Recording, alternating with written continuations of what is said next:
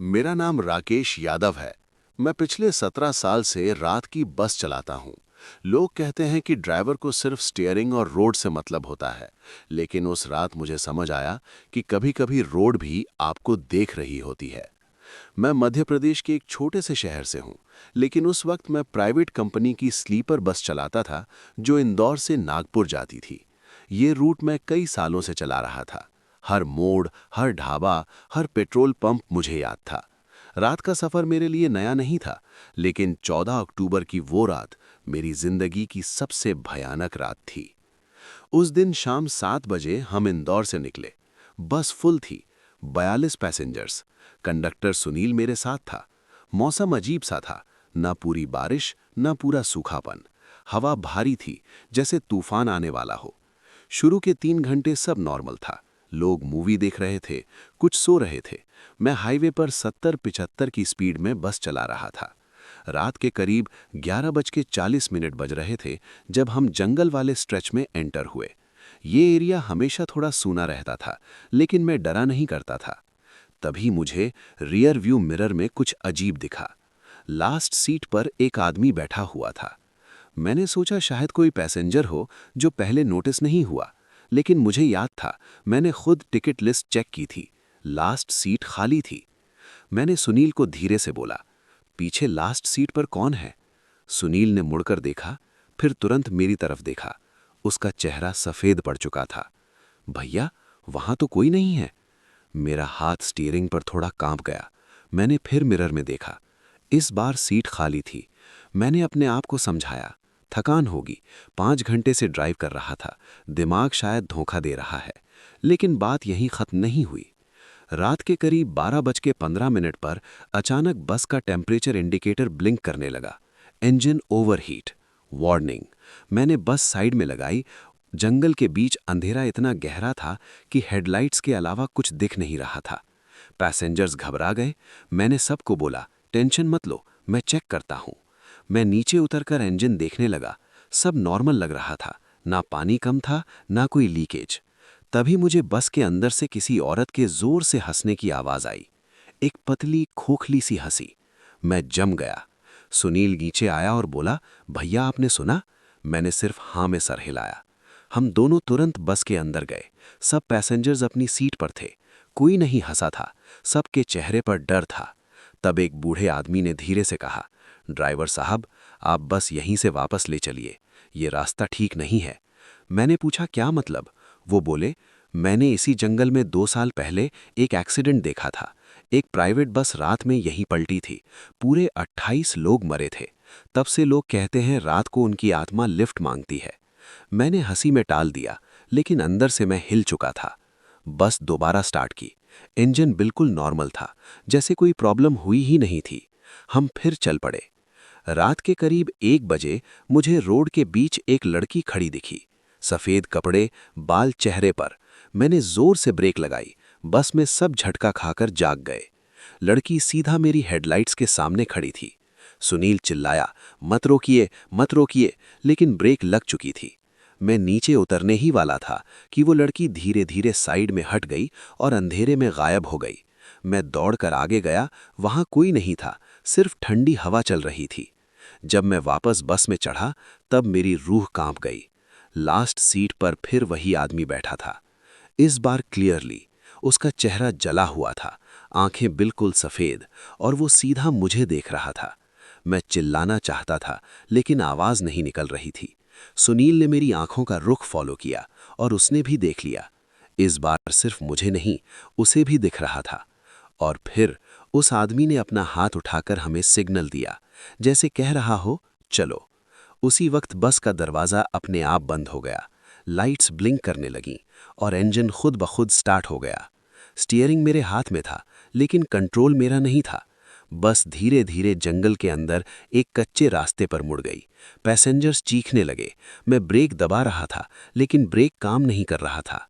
Rear view mirror में मैंने देखा, अब सिर्फ लास्ट 5 सीट्स नहीं, आधी बस भरी हुई थी। जले हुए लोग, कुछ के चेहरे पिघले हुए, कुछ के कपड़े आधे जले, कुछ के हाथ टेढ़े मेढ़े। उनकी आंखें सफ़ेद थीं, बिना पुतली के, और सब एक ही डायरेक्शन में देख रहे थे, सीधा मेरी तरफ। उनमें से एक औरत खड़ी हुई, वही सफ़ेद कपड़ों वाली लड़की, लेकिन अब उसका चेहरा साफ दिख रहा था। उसका आधा चेहरा जला हुआ था, बाल आधे जले हुए और होठों पर एक अजीब सी टेढ़ी मुस्कान। उसने धीरे से कहा, ड्राइवर, हमें वापस घर छोड़ दो। उसकी आवाज़ बस के हर स्पीकर से एक साथ गूंज उठी। पैसेंजर्स को भी अब वो लोग दिखने लगे थे। एक आदमी शॉक में गिर गया, एक बच्चा जोर जोर से रो रहा था। एक औरत भागकर आगे आई और बोली, दरवाज़ा खोलो, हमें उतरना है। लेकिन दरवाज़ा लॉक था। बस जंगल के और अंदर चली गई। फिर अचानक सामने मुझे एक पुरानी पलटी हुई बस दिखाई दी। हेडलाइट्स उस पर पड़ी, वो बिल्कुल जल चुकी थी। ढांचा काला, शीशे टूटे हुए, और सबसे डरा देने वाली बात, उस बस पर कंपनी का नाम वही था जो हमारी बस पर लिखा था। Same route, same number series. मेरी सांसें की रफ्तार बढ़ गई। जैसे ही हमारी बस उस जली हुई बस के पास पहुंची, स्टीयरिंग अपने आप सीधा हो गया। ब्रेक अचानक काम करने लगा। बस रुक गई। अंधेरा इतना गहरा था कि सिर्फ हेडलाइट्स में वही जली हुई बस चमक रही थी। फिर एक एक करके वो जले हुए लोग खड़े हुए। उनके पैर जमीन को छू नहीं रहे थे। वो धीरे धीरे आगे बढ़ने लगे, बस के फ्रंट की तरफ। पैसेंजर्स चीखने लगे। सुनील ने मुझे झंझोड़ा, भैया कुछ बोलिए, कुछ कीजिए। तब मुझे पता नहीं कहाँ से हिम्मत आई। मैंने इग्निशन ऑफ किया। बस की सारी लाइट्स बंद हो गईं। अंधेरा, सिर्फ बाहर की जली हुई बस की परछाई। और फिर एक साथ सब आवाजें बंद।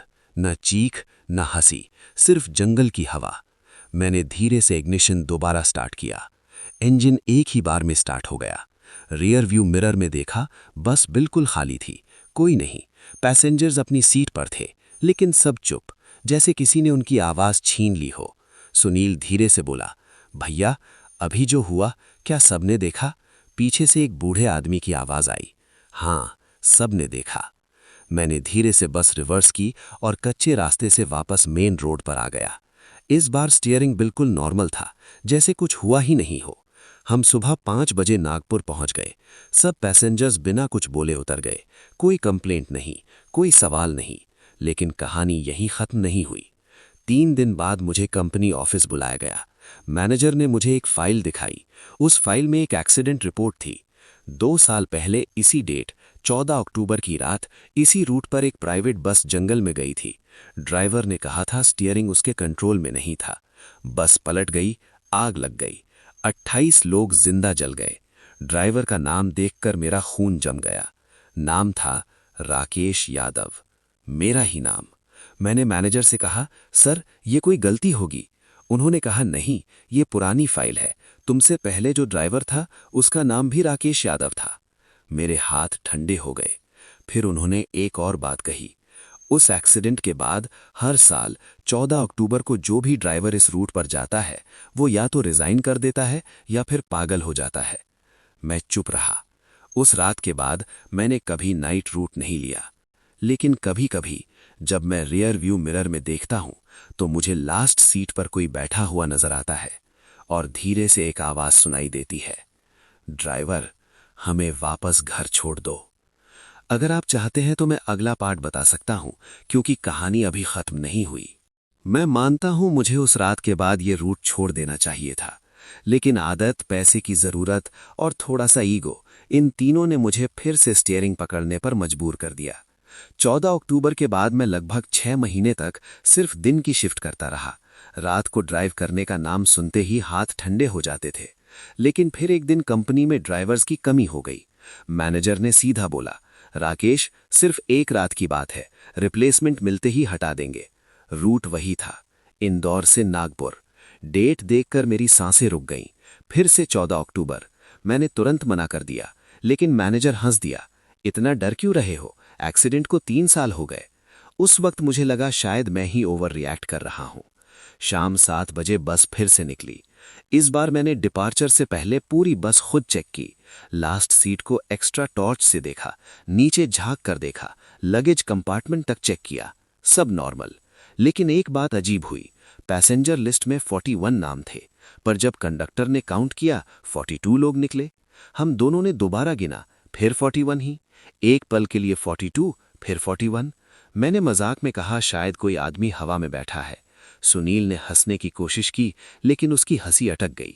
रात के 11:30 बजे हम जंगल वाले स्ट्रेच के पास पहुंच रहे थे। इस बार मैंने डिसाइड किया था कि स्पीड कम नहीं करूंगा, सीधा निकल जाऊंगा। जैसे ही जंगल शुरू हुआ, टेम्परेचर अचानक 4-5 डिग्री ठंडा लगने लगा। एसी बंद था, फिर भी बस के अंदर से ठंडी हवा आ रही थी। रियर व्यू मिरर में देखा, लास्ट सीट खाली। मैंने थोड़ा सुकून लिया। तभी एक छोटा सा बच्चा आयल में खड़ा दिखा, 5-6 साल का, सफेद शर्ट, पैर नंगे। मैंने तुरंत ब्रेक लगाई। ये बच्चा किसका है? मैंने जोर से पूछा। किसी ने जवाब नहीं दिया। एक माँ ने कहा, मेरा बेटा तो मेरे पास ही है। मैं सीट से उठकर पीछे गया। आयल बिल्कुल खाली था। मेरा गला सूख गया। जब मैं वापस ड्राइवर सीट पर आया, रियर व्यू मिरर में वही बच्चा लास्ट सीट पर बैठा था। इस बार उसका चेहरा पूरा जला हुआ था, आंखें सफेद, और उसने अपनी छोटी सी उंगली। उस रात के बाद मुझे नींद आनी बंद हो गई। जब भी आंख लगती, मैं खुद को उस पुरानी बस के स्टीयरिंग पर बैठा पाता। लेकिन ये सपना नहीं लगता था, ये किसी और की याद थी। मैं क्लियरली महसूस करता था। स्टीयरिंग पुरानी मॉडल की थी, बस का डैशबोर्ड अलग था, यूनिफॉर्म का कलर भी थोड़ा डिफरेंट। और सबसे अजीब बात, मैं राकेश था, लेकिन मैं वो वाला राकेश था जो 3 साल पहले जलकर मर गया था। सपने में मैं इंदौर डिपो पर खड़ा था। डेट 14 अक्टूबर। कंपनी ने मुझे जबरदस्ती ओवरलोडेड बस दे दी थी। 28 पैसेंजर्स लिस्ट में थे, लेकिन 35 लोग चढ़ गए थे। मैनेजर ने तब कहा था, एडजस्ट कर लो, रात का सफर है, चेकिंग नहीं होगी। बस का ब्रेक पहले से वीक था। मैंने कंप्लेंट लिख कर दी थी, लेकिन किसी ने ध्यान नहीं दिया। रात 12 बजे जंगल स्ट्रेच में एंटर किया। तभी रोड पर एक सफेद कपड़े वाली लड़की खड़ी दिखी। बिल्कुल वही लड़की। मैंने ब्रेक लगाया, लेकिन ब्रेक फेल।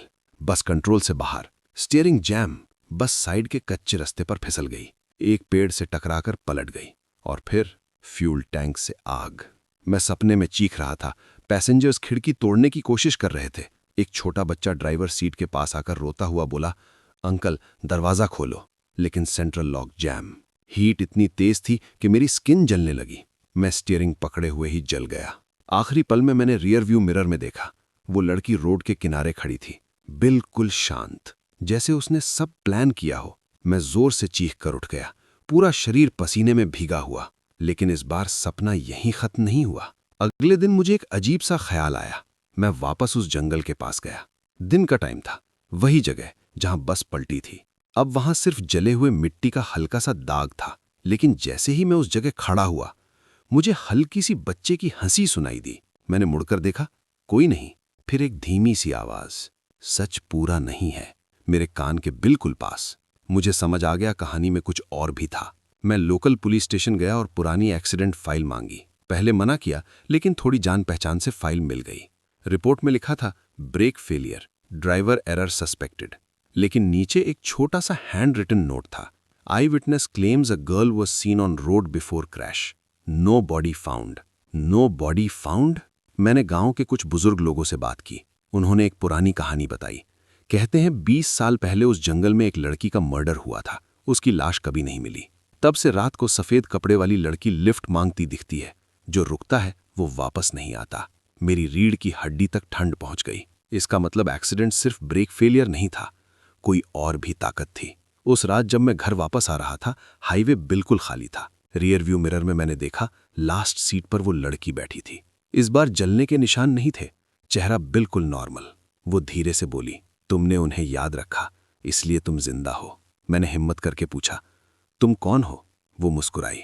फिर उसका चेहरा धीरे धीरे जलने लगा, आंखें सफेद हो गईं, और उसने कहा, मैं रास्ता हूं।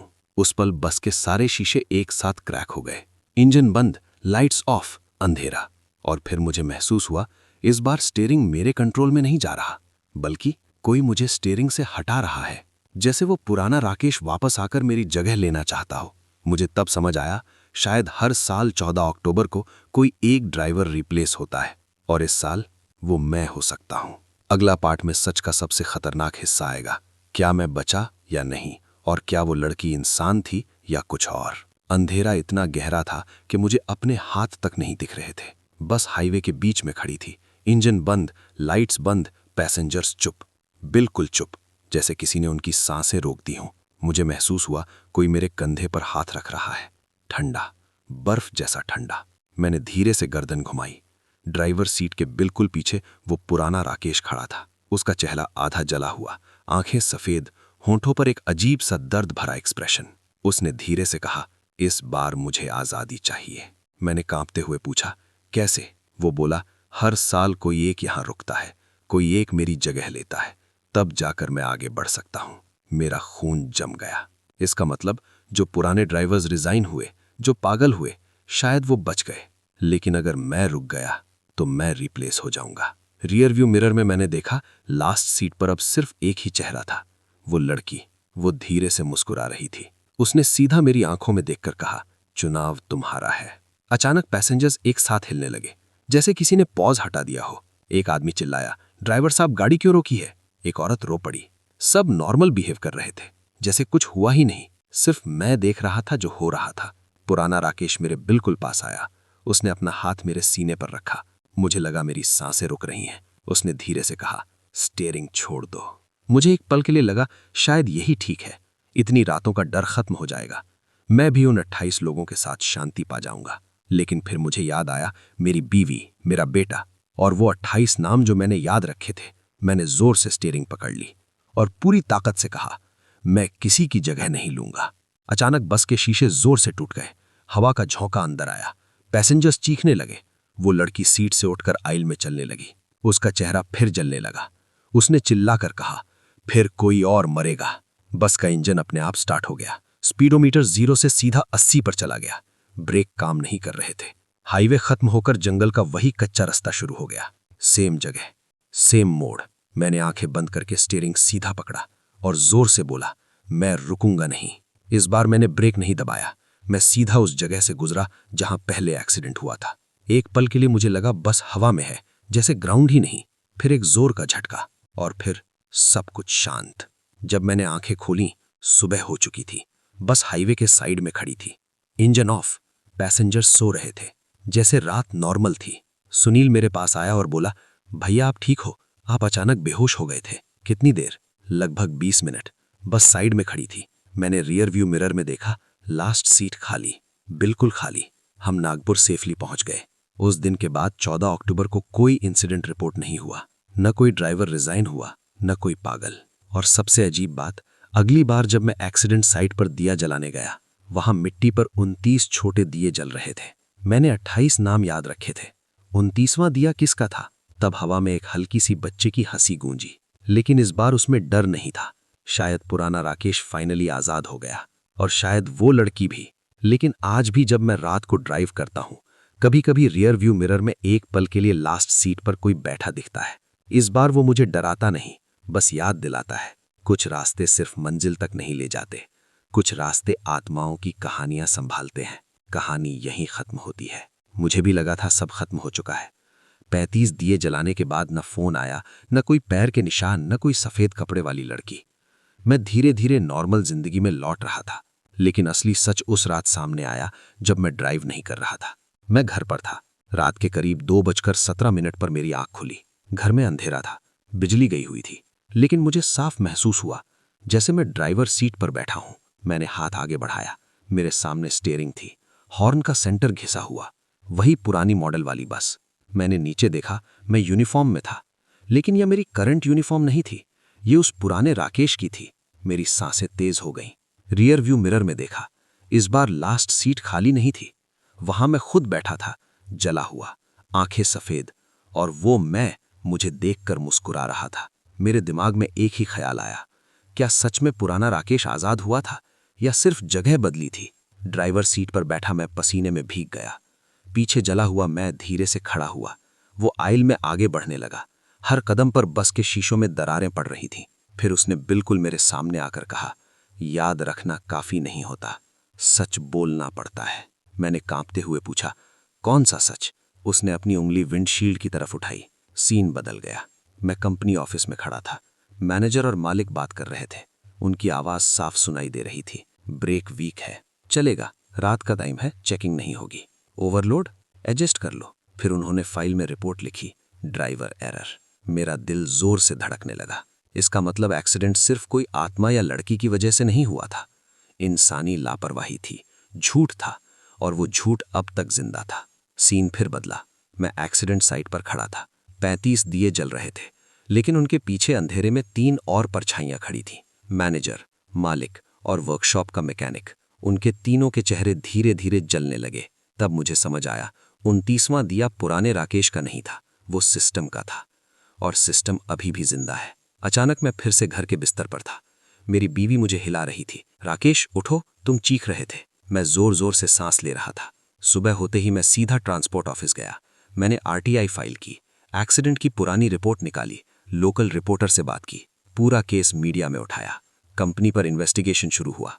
मैनेजर सस्पेंड, मालिक पर केस, वर्कशॉप की पुरानी कंप्लेंट्स रिकॉर्ड में आई। मुझे धमकियां मिली, अननोन कॉल्स आए, लेकिन इस बार फोन पर बच्चे की आवाज नहीं थी, सिर्फ इंसानों की। और मुझे उनसे डर नहीं लगा। केस चला, साल भर लगा, लेकिन फाइनली कोर्ट ने ऑर्डर दिया। एक्सीडेंट में कंपनी की लापरवाही साबित, फैमिलीज को कॉम्पनसेशन, कंपनी का लाइसेंस सस्पेंड। उस रात 14 अक्टूबर को मैं फिर एक्सीडेंट साइट पर गया। इस बार 35 दिए जलाए और एक अलग दिया जलाया, सच के नाम का। हवा बिल्कुल शांत थी, न हंसी न फुसफुसाहट, बस एक हल्की सी गर्म रोशनी। रियर व्यू मिरर में उस रात मुझे लास्ट सीट पर कोई नहीं दिखा, बिल्कुल कोई नहीं। और तब मुझे समझ आया, कभी कभी आत्माएं श्राप नहीं होती, वो इंसाफ की आवाज होती हैं। और जब तक सच दबा रहे, रास्ता छोड़ता नहीं। अब कहानी यहीं सच में खत्म होती है, क्योंकि अब 14 अक्टूबर को कोई बस जंगल में नहीं मुड़ती। और मैं जब रियर व्यू मिरर में देखता हूं तो सिर्फ खाली सीट दिखती है, और खाली सीट से बड़ा सुकून कोई नहीं होता। मुझे पूरा यकीन हो चुका था कि सब खत्म हो गया है। कोर्ट का फैसला आ चुका था, कंपनी बंद, केस क्लोज, 35 परिवारों को इंसाफ मिल चुका था। मैं फिर से नॉर्मल लाइफ जीने लगा। लेकिन कहानी का सबसे अजीब हिस्सा अभी बाकी था। 1 साल बाद फिर 14 अक्टूबर आया। इस बार मैं ड्राइव पर नहीं था। मैंने जानबूझकर छुट्टी ली थी, सोचा घर पर रहूंगा फैमिली के साथ।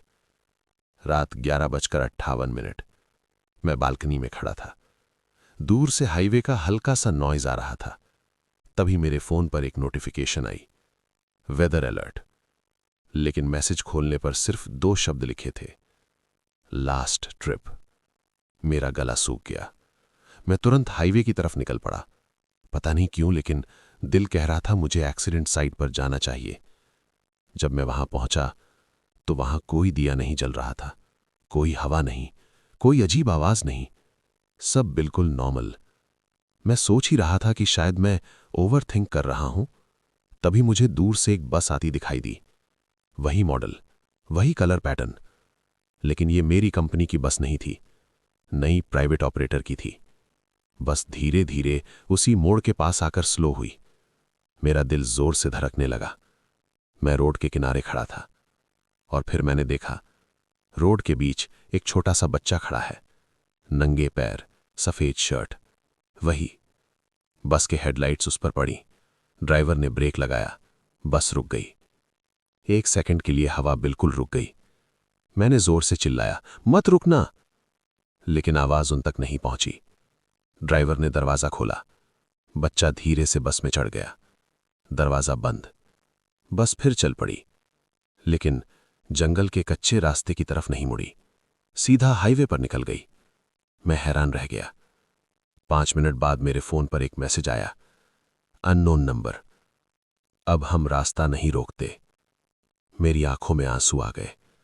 मुझे समझ आ गया, अब उन्हें किसी को रोकने की जरूरत नहीं।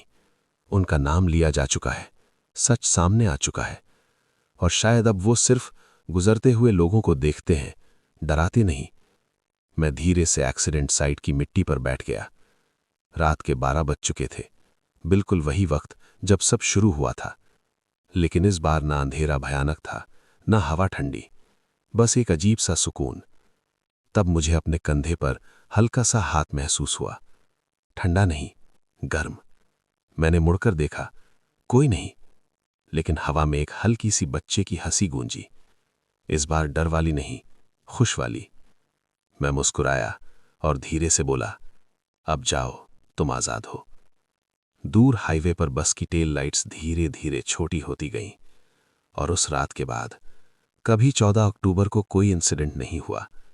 कभी किसी ड्राइवर ने स्टीयरिंग जैम होने की कंप्लेंट नहीं की, कभी किसी ने सफ़ेद कपड़ों वाली लड़की नहीं देखी, लेकिन मैं आज भी जब रात को ड्राइव करता हूँ, रियर व्यू मिरर में 1 सेकंड के लिए लास्ट सीट पर कभी-कभी एक हल्का सा साया दिखता है।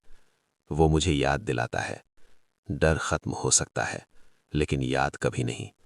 और शायद इसीलिए कुछ कहानियां खत्म होने के बाद भी जिंदा रहती हैं। मुझे लगने लगा था कि कहानी अब सिर्फ यादों तक सिमट चुकी है, लेकिन जिंदगी का सबसे अजीब मोड़ तब आया जब 14 अक्टूबर के बाद का पूरा 1 साल बिल्कुल शांत गुजरा। ना कोई सपना, ना कोई कॉल, ना कोई साया। मैं फिर से रेगुलर नाइट ड्राइविंग करने लगा था। डर कम हो चुका था। रियर व्यू मिरर अब सिर्फ एक आदत थी, डर नहीं। फिर एक रात 2:03 मैं एक लंबी सीधी हाईवे पर ड्राइव कर रहा था।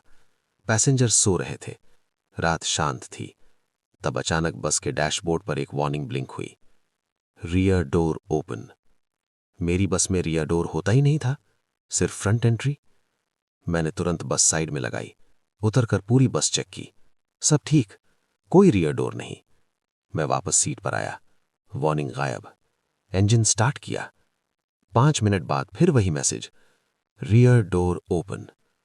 इस बार मेरे हाथ कांप गए। मैंने धीरे से रियर व्यू मिरर में देखा। लास्ट सीट पर कोई नहीं, लेकिन उस सीट के पीछे जैसे हवा में एक हल्की सी दरार हो, जैसे अंधेरे में कोई दरवाजा खुला हो और उस दरवाजे के अंदर सिर्फ गहरा अंधेरा। मुझे तुरंत समझ आ गया, रियर डोर का मतलब बस का दरवाजा नहीं था, वो एक और रास्ता था, एक इनविजिबल रास्ता जो शायद अब भी एग्जिस्ट करता है। मैंने धीरे से बोला, अब क्या बाकी है? तब डैशबोर्ड पर नंबर ब्लिंक हुआ, 36। मेरा दिल रुक गया। 35 नाम मैं याद कर चुका था, 36वां कौन? तब मुझे एक सच याद आया जो मैं कभी एक्सेप्ट नहीं करना चाहता था। एक्सीडेंट वाली रात मैं खुद वहां से गुजरा था। मैं रुक सकता था, मैं उनकी मदद कर सकता था, लेकिन मैंने नहीं रोका।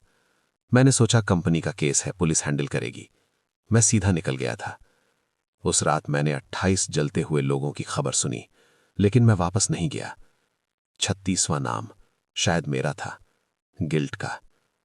मैंने स्टीयरिंग पर हाथ रखा, आंखें बंद की और धीरे से कहा, मैं मानता हूं, मैं भी जिम्मेदार हूं। अचानक रियर व्यू मिरर में वो अंधेरा वाला दरवाजा धीरे धीरे बंद होने लगा। डैशबोर्ड की वार्निंग गायब, बस बिल्कुल नॉर्मल। तब मुझे एक हल्की सी आवाज सुनाई दी। इस बार न बच्चा, न लड़की, न पुराना राकेश, सिर्फ एक सीधी सी लाइन, अब पूरा है।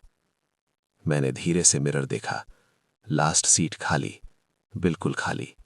और इस बार मुझे पता था, ये खाली सीट सिर्फ सुकून नहीं, ये माफी है।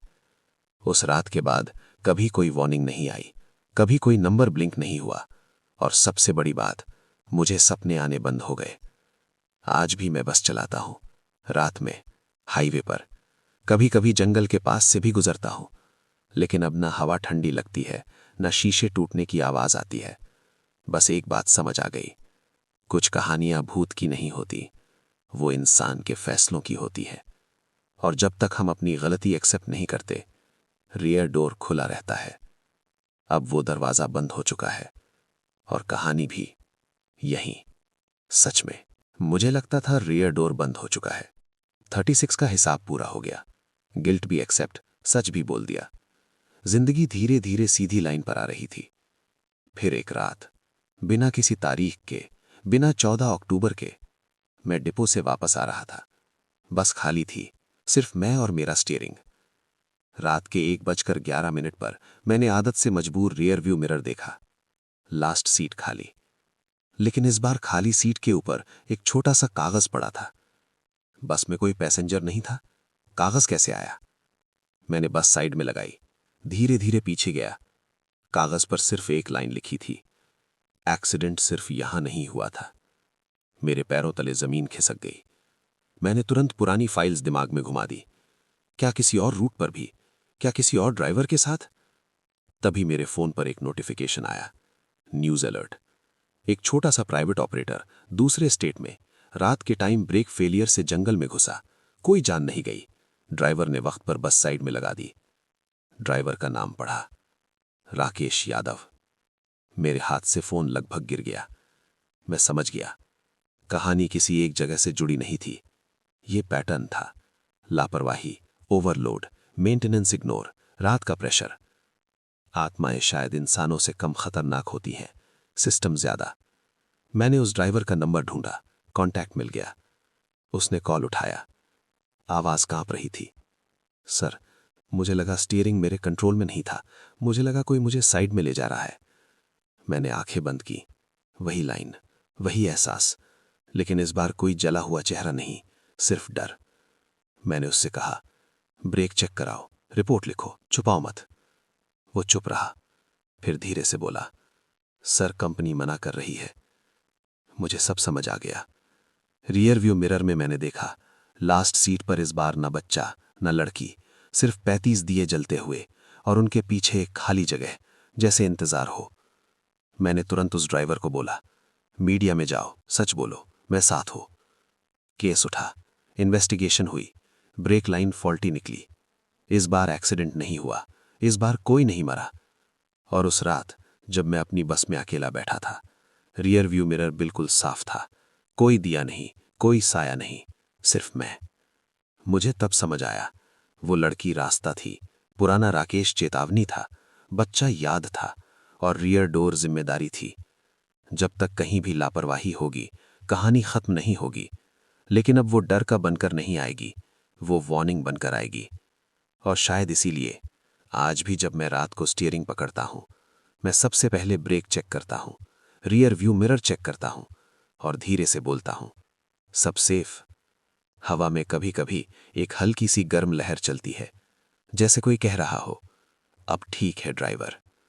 और इस बार सच में कहानी यहीं रुकती है, डर के साथ नहीं, जिम्मेदारी के साथ। मुझे पता है आप सोच रहे होंगे कि अब और क्या बाकी हो सकता है, लेकिन कहानी का आखिरी हिस्सा डर का नहीं, सच का है। उस ड्राइवर की मदद करने के बाद मुझे एक अजीब सा सुकून मिला, जैसे कोई बोझ हल्का हो गया हो। मैंने डिसाइड किया कि मैं सिर्फ बस नहीं चलाऊंगा, मैं ड्राइवर्स को ट्रेन भी करूंगा। कंपनी छोड़कर मैंने एक छोटा सा वर्कशॉप शुरू किया। हर नए ड्राइवर को मैं एक ही बात बोलता, रियर व्यू मिरर सिर्फ पीछे देखने के लिए नहीं होता, जिम्मेदारी देखने के लिए होता है। लोग हंस देते थे, लेकिन मैं जानता था इसका मतलब क्या है। फिर एक दिन